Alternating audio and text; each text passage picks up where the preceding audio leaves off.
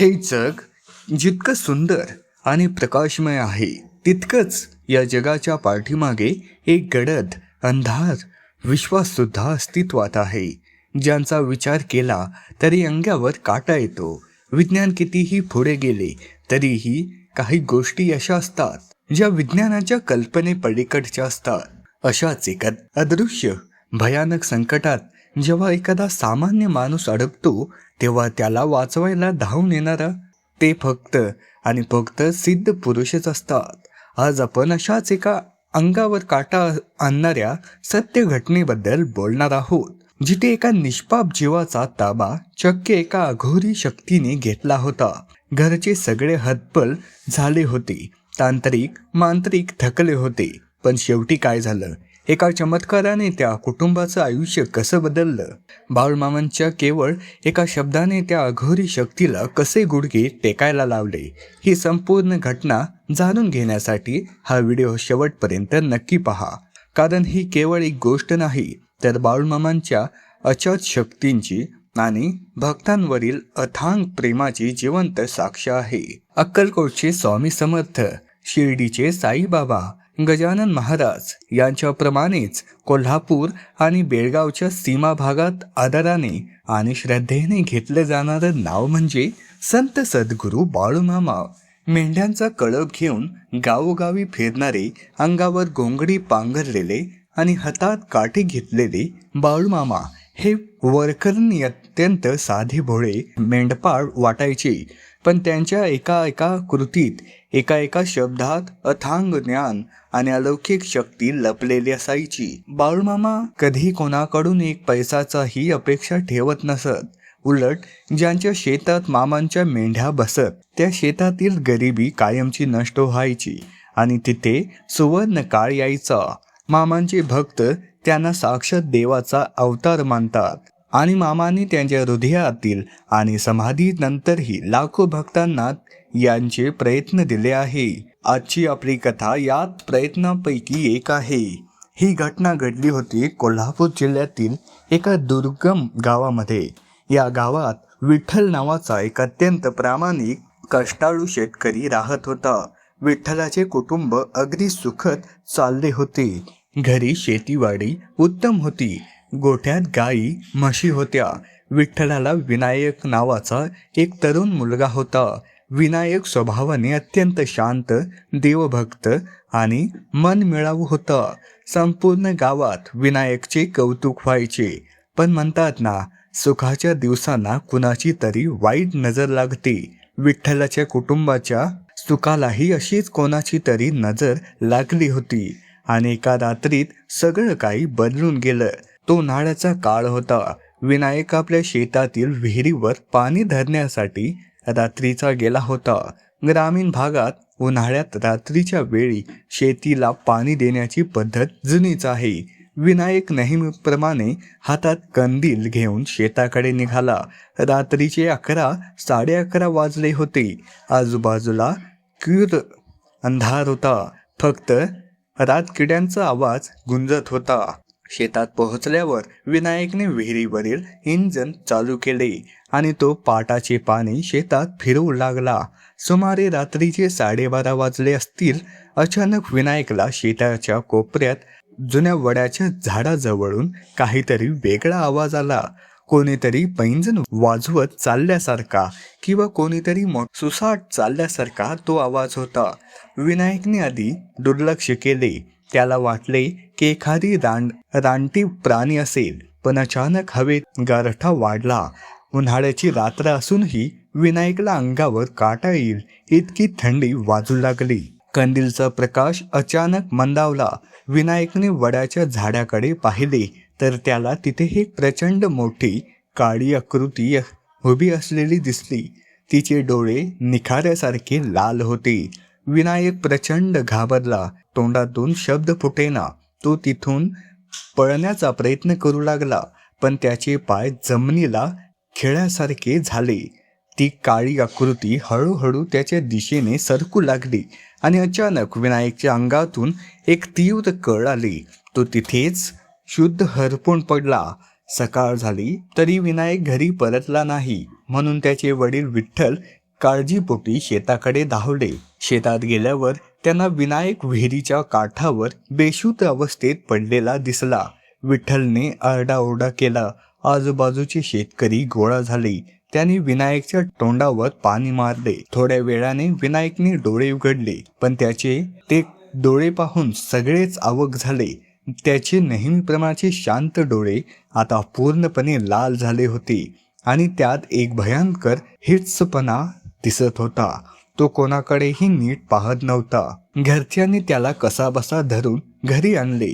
घरी आल्यावर विनायकची वागणे पूर्णपणे बदलली होती. तो घरातल्या कोणालाही ओळखत नव्हता. जो कोणी त्याच्या जवळ जायचा त्याला तो मारण्यासाठी अंगावर धावून जायचा. त्याचा आवाज बदलला होता. एका 20-22 वर्षाचा मुलाचा आवाज अचानक एखाद्या वयस्कर, घोगऱ्या आणि भयानक माणसासारखा झाला होता. तो स्वतःशीच काहीतरी अद्भुत भाषेत पुटपुटायचा. कधी मोठ्याने हसायचा तर कधी अचानक रडायचा. सगळ्यात भयंकर गोष्ट म्हणजे विनायकने अन्न पाणी पूर्णपणे सोडून दिले होते. 2-2, 3-3 दिवस तो काहीही खात नव्हता. तरीही त्याच्या अंगात 10 माणसांची बळ आले होते. त्याला पकडण्यासाठी 4-4 मजबूत माणसे कमी पडायची. तो घरातील वस्तू फेकून मारायचा. स्वतःचे कपडे फाडून टाकायचा. विठ्ठल आणि त्याची पत्नीची अवस्था दयानीय झाली. पोटाचा गोळा डोळ्यादेखेत अशा अवस्थेत पाहून आईचे काळीज तीळ तुटत होते. सुरुवातीला विठ्ठलने गावातील डॉक्टरांना बोलावले. डॉक्टरांनी विनायकला पाहिले.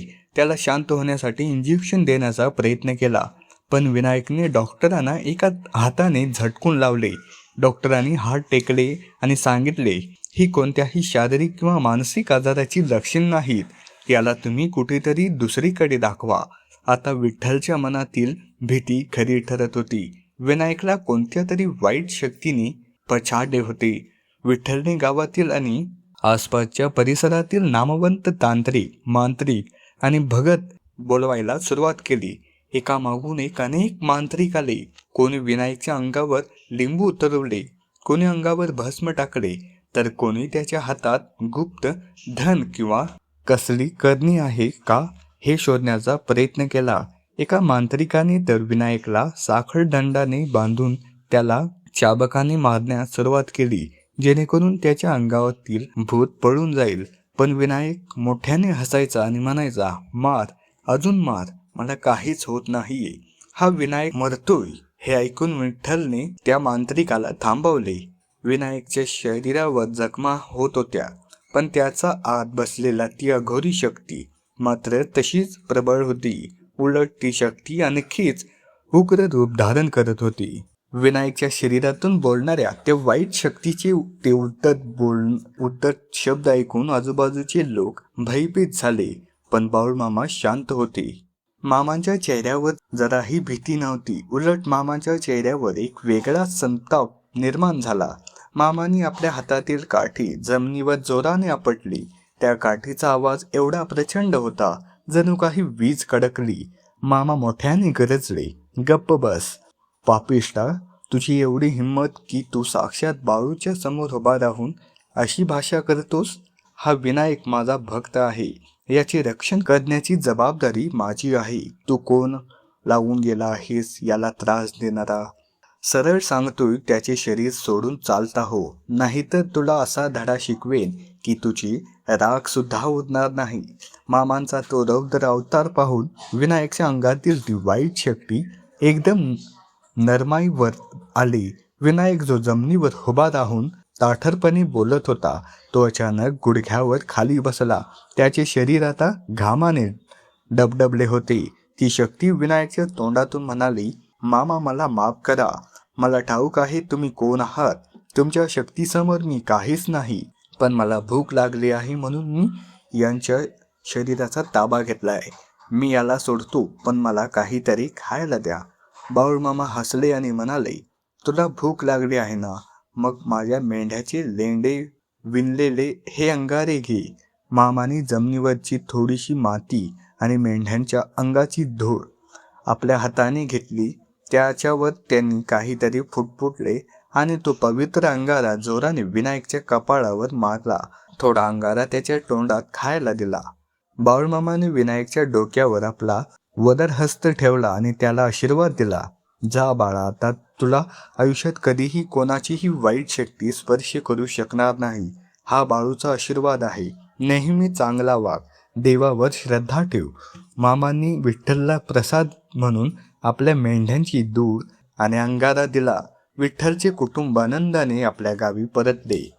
गावात जेव्हा लोकांना समजले की विनायक पूर्णपणे बरा झाला आहे आणि तोही बाळूमामांच्या चमत्काराने, तेव्हा संपूर्ण गावाला बाळूमामांच्या शक्तीची प्रचिती झाली. विनायकने पुन्हा आपली शेती सांभाळायला सुरुवात केली. विठ्ठलच्या घरातील दारिद्र्य दूर झाले आणि त्याच्या घरात पुन्हा एकदा आनंदाचे दिवस आले. विठ्ठलच्या घराण्यात आजही बाळूमामांची पूजा केली जाते आणि दरवर्षी ते मामांचा भंडारा उत्सवाला आवर्जून जातात.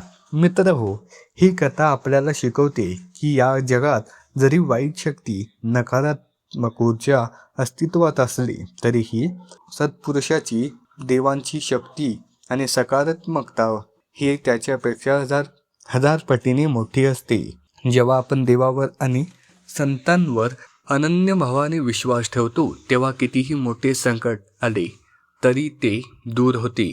बाळूमामा हे केवळ एक संत नव्हते, तर ते भक्तांचे रक्षण करणारे साक्षात राजे होते. आज बाळूमामा समाधीस्थ असले तरीही त्यांच्या भक्तांच्या हाकेला ते आजही धावून येतात. हा हजारो भक्तांचा अनुभव आहे. तुम्हाला संत बाळूमामांची ही सत्य कथा, अंगावर काटा आणणारी कथा कशी वाटली हे आम्हाला कमेंट करून नक्की सांगा. जर तुमच्याकडेही बाळूमामांच्या चमत्कारांचे असे काही अनुभव असतील तर तेही कमेंट्समध्ये नक्की शेअर करा. हा व्हिडिओ जास्तीत जास्त लोकांपर्यंत शेअर करा, जेणेकरून बाळूमामांचा महिमा सर्वांपर्यंत पोहोचेल. व्हिडिओ आवडला असेल तर लाईक करा आणि आमच्या चॅनलला सबस्क्राईब करायला विसरू नका. बोळा बाळूमामाच्या नावानं चांग भलं. धन्यवाद.